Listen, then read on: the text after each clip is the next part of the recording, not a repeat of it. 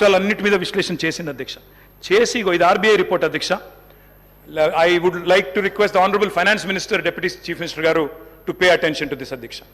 State owned tax revenues అంటే రాష్ట్రం కేంద్రం మీద ఆధారపడకుండా సొంత పరపతి ద్వారా సంపాదించుకునే పైసలను SOTR అంటారు, స్టేట్ ఓన్డ్ ట్యాక్స్ రెవెన్యూస్. అధ్యక్ష, స్టేట్ ఓన్డ్ ట్యాక్స్ రెవెన్యూస్ 2015-16లో 76.4% ఉండేది, అంటే మీరు అప్పచెప్పిపోయినాడు. కానీ మేము సరిగ్గా నడిపినాం కాబట్టే కోవిడ్ తర్వాత కూడా భారతదేశంలో ఇవాళ second highest in the entire country 84.2%తో స్టేట్ ఓన్డ్ ట్యాక్స్ రెవెన్యూస్లో భారతదేశంలో 2వ స్థానంలో తెలంగాణ ఉన్నది. అధ్యక్ష, కేవలం డెట్టు ఇది మాత్రమే కాదు అధ్యక్ష. తెలంగాణ ఎన్ని విజయాలు సాధించిందంటే మల్టీ డైమెన్షనల్ పావర్టీ, బహుముఖ పేదరికాన్ని తగ్గించే దానిలో భారతదేశంలో అత్యంత ప్రభావవంతంగా పనిచేసింది తెలంగాణ అని. రాజకీయాల కోసం మమ్మల్ని విమర్శ చేయాలంటే చేయండి, కానీ రాష్ట్రాన్ని దయచేసి అబాస్పాలు చేయవద్దని చెప్పి నేను గౌరవ అధికార పార్టీ సభ్యులను కోరుతా ఉన్నా, అధికారంలో ఉన్న మంత్రులను కూడా కోరుతా ఉన్నా.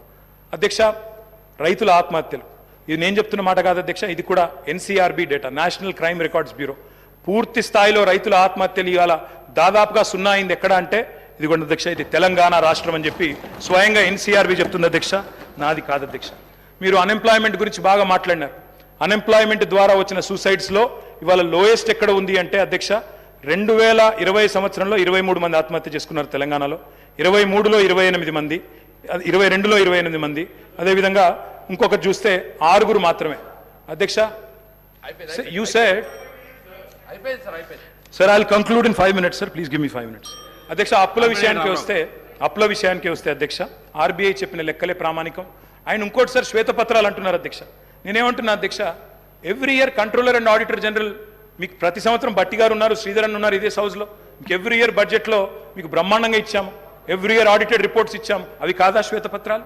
కొత్త శ్వేతపత్రాలు ఎడికెళ్ళి వస్తే మీరు కొత్తగా ఏం పెడతారు? ఇంకా నాకు తెలియక అడుగుతా అధ్యక్ష, డిస్కమ్ల రిపోర్ట్లు ఎవ్రీ ఇయర్ ఇచ్చాము, ప్రతి సంస్థ ప్రతి corporation report every year we have tabled year. కాదంటారా చెప్పండి, legislative affairs minister should tell us. అధ్యక్ష, ఇది ఏది జరగనట్టు 9 ఏళ్ళు మేమంతా దాచిపెట్టినట్టు మీరేదో బయట పెడుతున్నట్టు వెలికి తీసి అధ్యక్ష, మీరు అల్టిమేట్గా చేసేది ఏంటంటే కొండను దవ్వి ఎలుకని పడతారు తప్ప ఏముండదు. అలా కొండను దవ్వి ఎలుకని కూడా పట్టే ఉండదు, ఏమి జరగదు. Sir, I'm strictly speaking on the subject.